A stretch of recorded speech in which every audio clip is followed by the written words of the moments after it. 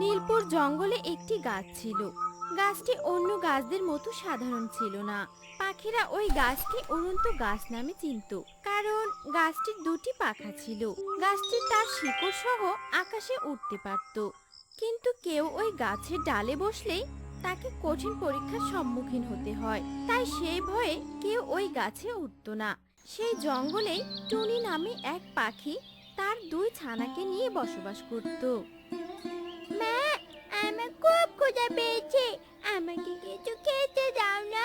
ক্ষুধা জ্বালায় যে আমি হাঁটতেই পারছি না, শুকনো দানা হলে চলবে। হ্যাঁ মা, আমারও খুব ক্ষুধা পেয়েছে, তুমি এক্ষুনি কিছু দানা এনে দাও, দানা খেয়ে আমরা খেলতে যাব। জঙ্গলে তো দানায় খুঁজে পাওয়া যাচ্ছে না, তারপরেও আমি তোদের জন্য খুঁজে দেখছি রে মা। তোরা বাড়িতে থাক, আমি দানা খুঁজতে গেলাম। এরপর টুনি দানা খুঁজতে বেরিয়ে পড়ে, আর পুরো জঙ্গল ঘুরেও কোথাও টুনি কোনো দানা খুঁজে পায় না। তারপর টুনি একটি গাছের নিচে দাঁড়িয়ে ছানাদের কথা চিন্তা করতে থাকে। আমি তো কোথাও দানা খুঁজে পেলাম না, এখন ছানাদের কি খেতে দেব? হে সৃষ্টিকর্তা, তুমি আমাকে কোনো উপায় বলে দাও। টুনি যখন এসব বলছিল, তখনই তার তিন বন্ধু সেই পথ দিয়ে উড়ে যাচ্ছিল। টুনির এসব কথা শুনে তারা সবাই টুনির কাছে চলে আসে। টুনি, দানা পাওয়ার একটা উপায় আছে। আমি শুনেছি জঙ্গলে একটি পাখাওয়ালা গাছ আছে, সেই গাছ আকাশে উঠতে পারে। আমরা যদি ওই গাছে উঠে আকাশে উঠতে পারি, তাহলে দানাও খুঁজে পাবো। কিন্তু টুনি, ওই গাছে উঠলে এক কঠিন পরীক্ষার সম্মুখীন হতে হয়। আমার মনে হয় আমরা সবাই মিলে সে পরীক্ষা দিতে পারবো। আর ছোট ছানাদের জন্য তো আমাদের এটুকু পেতেই হবে। হ্যাঁ টুনি, আমরা সর্বোচ্চ চেষ্টা করব ওই বিপদ থেকে মুক্ত হওয়ার। একবার পরীক্ষায় পাশ করলে আমাদের খাবার নিয়ে আর চিন্তা করতে হবে না। হ্যাঁ টিয়ে, আমরা সবাই মিলে পরীক্ষায় পাশ করার চেষ্টা করব। তাহলে চলো সবাই ওই গাছের কাছে যাই। এরপর সবাই মিলে জঙ্গলের সেই পাখাওয়ালা গাছের কাছে চলে যায়। গাছ দাদা, গাছ দাদা, আমাদের সাহায্য করো, আমরা যে বড় বিপদে পড়েছি। কে কে আমার ঘুম ভাঙালো? আমরা তোমার ডালে উঠে দানা খুঁজতে যেতে চাই। আমাদের জঙ্গলে যে কোনো দানা নেই, তুমি কি আমাদের নিয়ে যাবে? আমি তো নিয়ে যাব, তবে আমার ডালে বসলে কঠিন পরীক্ষার সম্মুখীন হতে হবে। আর যাওয়ার পথে অনেক বিপদও আসতে পারে। তোমরা কি সেই বিপদ মোকাবেলা করতে পারবে? হ্যাঁ গাছ, আমরা আমাদের ছানাদের জন্য সব করতে পারবো। আমরা সবাই একসাথে লড়াই করব। আচ্ছা ঠিক আছে, তোমরা তাহলে আমার ডালে উঠে বসো। এরপর সবাই গাছের ডালে উঠে বসে, আর গাছ সবাইকে নিয়ে ধীরে ধীরে আকাশের দিকে উঠতে থাকে।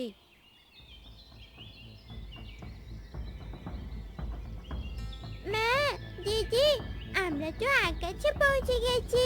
কত সুন্দর আকাশের মেঘ, আমার তো খুব মজা লাগছে। আমারও খুব মজা লাগছে টুনু, তবে চুপ করে থাক, নয়তো বিপদে পড়তে হবে। এভাবে সবাই আকাশে উঠছিল, আর হঠাৎই এক শিকারী ঈগল তাদের সামনে চলে আসে।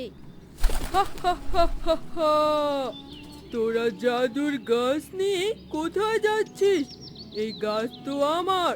তোদের সবাইকে গাছ থেকে ফেলে দিয়ে গাছকে আমি নিয়ে যাব, আর সব জায়গায় উড়ে বেড়াবো। হা হা হা হা হা! শয়তান ঈগল, তোমার স্বপ্ন আমরা কখনোই পূরণ হতে দেব না। আমরা সবাই মিলে তোমার সাথে যুদ্ধ করব। মা, এই ঈগল তো আমাদের নিয়ে যাবে, সবাই মিলে ঈগলকে নিচে ফেলে দাও। আঙ্কেল, মাসি, তোমরা সবাই মিলে এই ঈগলের সাথে যুদ্ধ শুরু করে দাও। হ্যাঁ রে মা, আমরা সেটাই করব। তোরা চুপ করে বসে থাক। বাঁচতে চাইলে এখনই এখান থেকে চলে যাও, নয়তো সবাই মিলে তোমাকে মেরে নিচে ফেলে দেব। হা হা হা হা হা! আমাকে তোরা ভয় দেখাচ্ছিস? জানিস আমার কাছে কত শক্তি আছে? আমি হলাম এক শক্তিশালী পাখি। দাঁড়া, এক্ষুনি তোদের মজা দেখাচ্ছি। এসব বলে ঈগল গাছের গোড়ায় ঠোকর দিতে থাকে, আর তখন গাছ তার শক্তি না পেয়ে নিচের দিকে নামতে থাকে। টুনি, আমি তো শক্তি পাচ্ছি না, কারণ এই পাখি আমার গোড়ায় ঠোকর দিচ্ছে। তুমি তোমার পাখা থেকে পালক আমাকে খুলে দাও, তাহলে আমি শক্তি পাবো আর এই ঈগলকেও নিচে ফেলে দিতে পারবো। কিন্তু গাছ, তোমাকে পালক দিলে আমি কিভাবে উড়বো? আমি যে তখন ভালো করে উঠতে পারবো না। তোমার ছানাদের জন্য তো তোমাকে এইটুকু করতেই হবে টুনি। হ্যাঁ গাছ, আমি আমার ছানাদের জন্য আমার জীবনও দিতে পারি। এই নাও আমার ডানার পালক।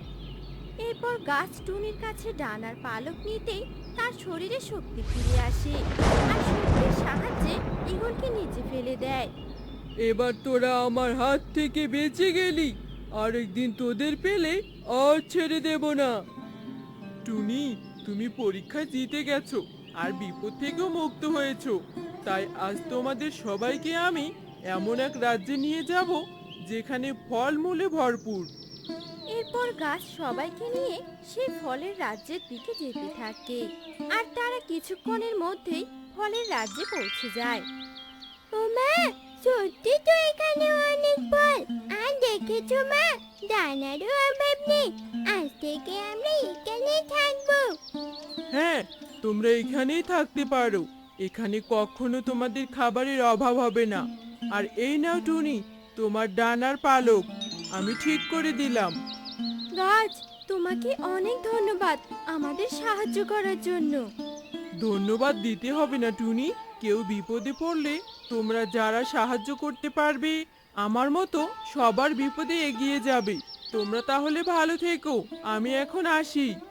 এসব বলে জাদুর গাছ সেখান থেকে চলে যায়।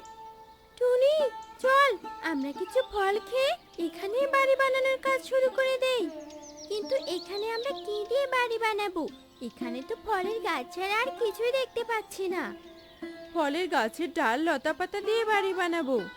হ্যাঁ সুখী দিদি, চলো। আর এভাবে যদি আমরা সবাই মিলে একসাথে থাকি তাহলে আমাদের কখনো বিপদে পড়তে হবে না। এরপর সবাই মিলে ফল পাড়তে থাকে আর তখন থেকে তারা সেই ফলের রাজ্যে বসবাস করতে থাকে। তো বন্ধুরা, আমাদের গল্পটি তোমাদের কাছে কেমন লেগেছে? যদি ভালো লেগে থাকে তাহলে লাইক করে দিও আর পরবর্তী গল্প পেতে অবশ্যই চ্যানেলটি সাবস্ক্রাইব করো। ধন্যবাদ।